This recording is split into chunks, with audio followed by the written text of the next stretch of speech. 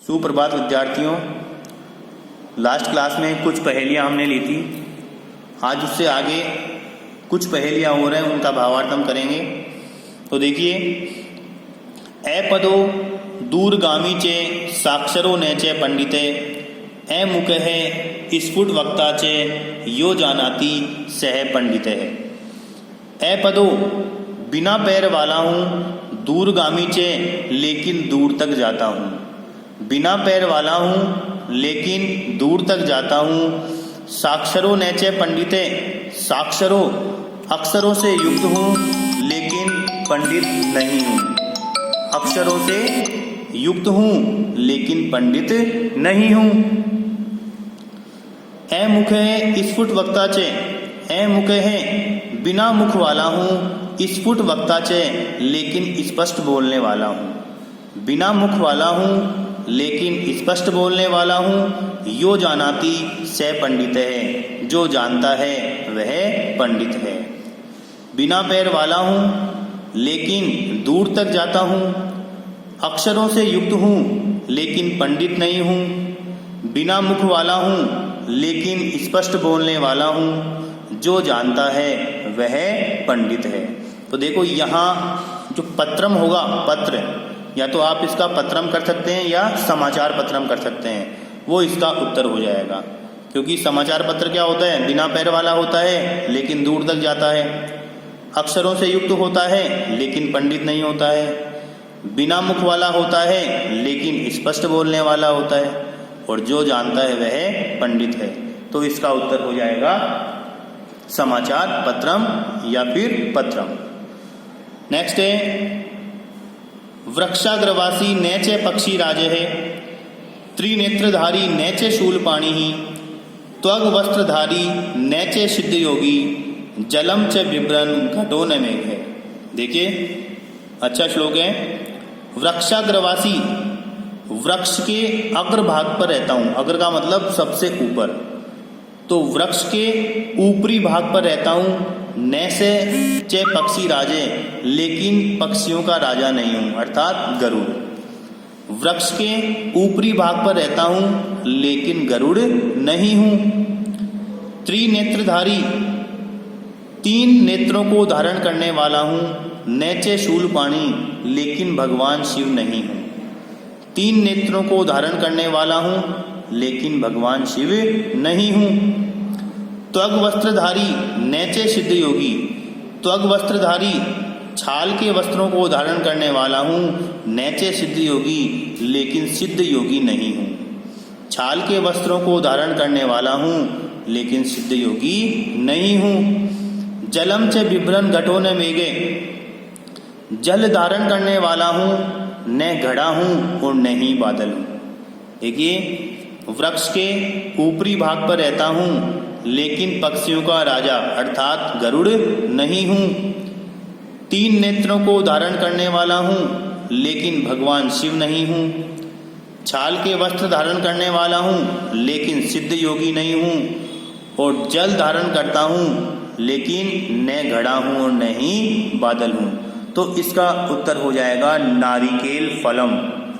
नारियल को आपने देखा है, क्या होता है, सबसे ऊपरी भाग पर लगता है नारियल।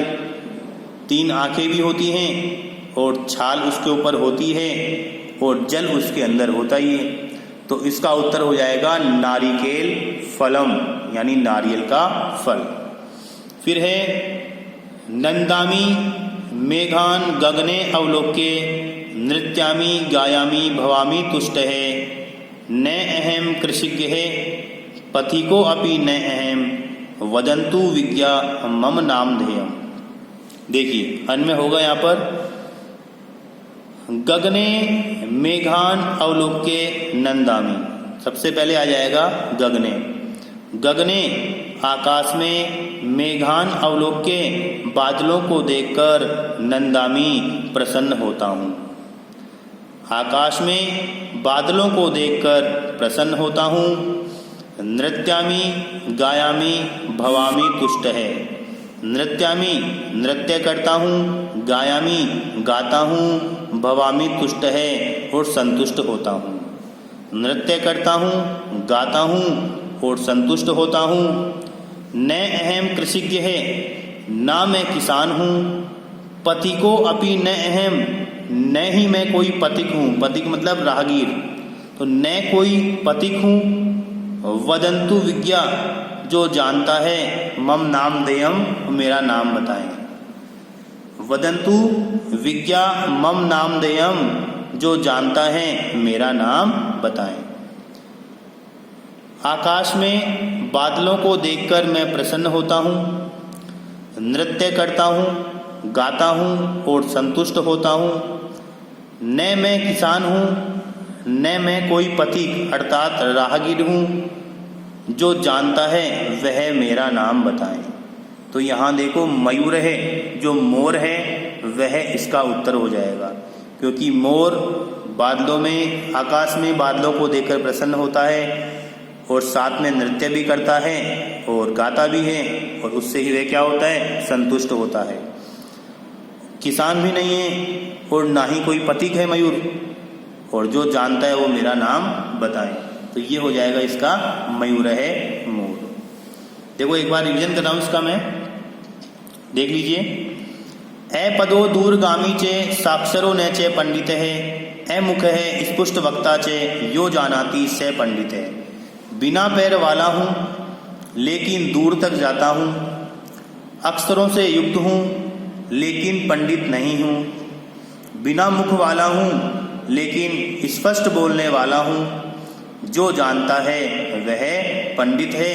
आंसर आपको बताया गया था समाचार पत्र। वृक्षाग्रवासी न चे पक्षी राजे है। त्रिनेत्रधारी न चे शूलपाणि ही।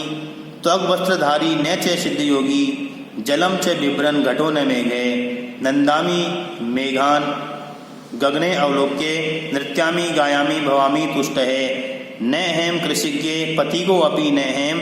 वदंतु विज्ञा मम नाम देयम। दोनों श्लोकों को एक साथ पढ़ दिया है मैंने, तो देखते हैं। वृक्ष के ऊपरी भाग पर रहता हूँ लेकिन पक्षियों का राजा अर्थात गरुड़ नहीं हूँ। 3 नेत्रों को धारण करने वाला हूँ लेकिन भगवान शिव नहीं हूँ। छाल के वस्त्र धारण करने वाला हूँ लेकिन सिद्ध योगी नहीं हूँ। जल को धारण करने वाला हूँ लेकिन न घड़ा हूँ और न ही बादल हूँ। तो इसका उत्तर आपको बताया गया था नारिकेल फलम। फिर है गगने मेघान अवलोक्ये नंदामि। अन्वय को आपको विशेष ध्यान रखना है। अन्वय आपको पता नहीं रहेगा तो आप इसका अर्थ भी नहीं कर पाएंगे, क्योंकि अर्थ यदि आप यहाँ से शुरू करेंगे तो इसका अर्थ ही नहीं बनेगा। प्रसन्न होता हूँ मेघों को आकाश में देखकर, तो प्रॉपर इसका भावार्थ नहीं हो पाएगा। तो आकाश में बादलों को देखकर प्रसन्न होता हूँ।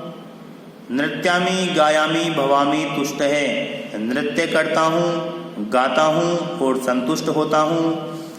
न अहम कृषिज्ञे, ना मैं किसान हूँ। पथिको अपि न अहम, न मैं कोई पथिक हूँ। वदंतु विज्ञा मम नाम देयम, जो जानता है वह मेरा नाम बताएं।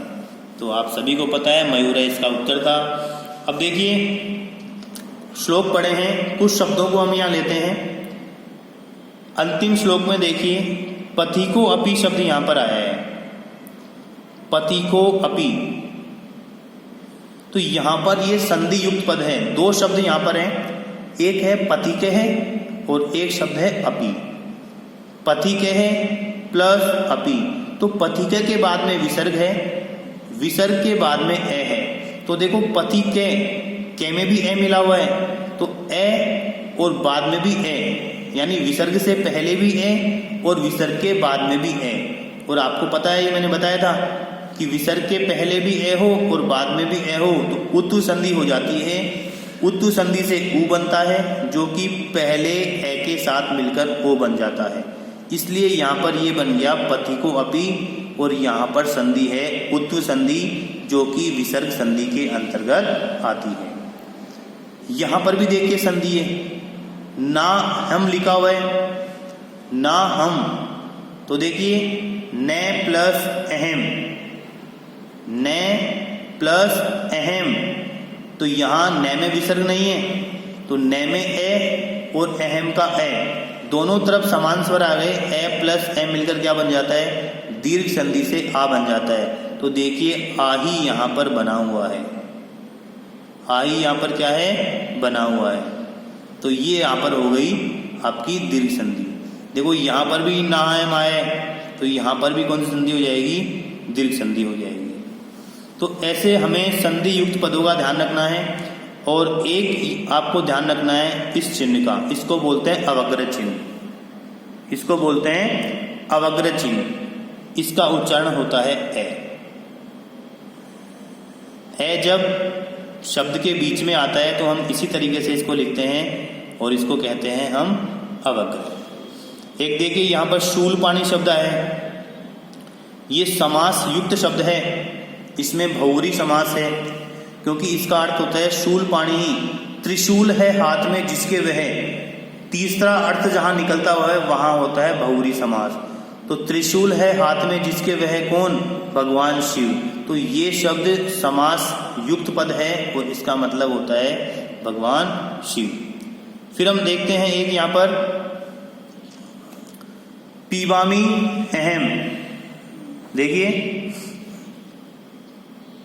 पीबामी प्लस अहम, यहां पीबामी में मी है और मैं में ई मिला हुआ है और आगे अहम। तो पहले तो ई आ गया, बाद में ए आ गया, तो ये यण संधि से ई के स्थान पर ये हो जाता है। और देखो ये आपको यहाँ दिख रहा है, ये तो ये हो गया है यहाँ पर यण संधि से। तो यहाँ पर पीबामी प्लस अहम यण संधि से समस्त पद बन गया पीबाम में अहम। दास्यसी का मैंने आपको बताया था दासी प्लस असी, दासी प्लस असी, यहां पर संधि हो गई यण संधि। और ये दास्यसी भी एक रूप होता है, लिट लकार का रूप है जिसका मतलब दोगे, और दासी प्लस असी से यहां पर बन गई यण संधि। तो ऐसे संधि युक्त पदों का भी आपको इसमें ध्यान रखना है। तो विद्यार्थियों भावार्थ हमारा कंप्लीट है इस चैप्टर का। आज हम इतना ही रखेंगे। नेक्स्ट क्लास में हम इसकी एक्सरसाइज अभ्यास प्रश्न करेंगे। ओके स्टूडेंट्स, धन्यवाद। Have a nice day.